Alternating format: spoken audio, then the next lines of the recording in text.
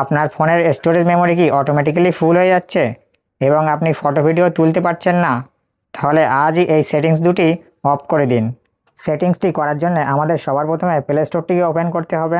Play স্টোরটিকে open করার পরে ডান সাইডে ওপরে যে নামের আইকন দেওয়া আছে এটাতে ক্লিক করতে হবে।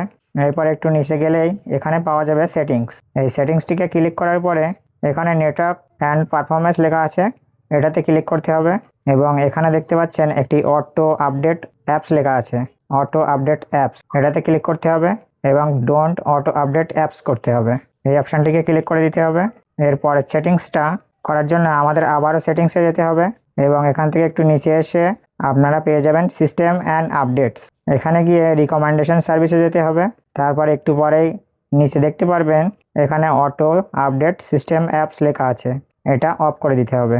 এটা করার ফলে আপনার ফোনের অ্যাপসগুলো অটো আপডেট হওয়া বন্ধ হয়ে যাবে এবং আপনার অটো আপডেট করলে অ্যাপগুলো অটোমেটিকই বড় হতে থাকে, যার ফলে আপনার ফোনের স্টোরেজ ফুল হয়ে যায়। তো এমন ধরনের ভিডিও পেতে পেজটিকে অবশ্যই ফলো করে রাখুন।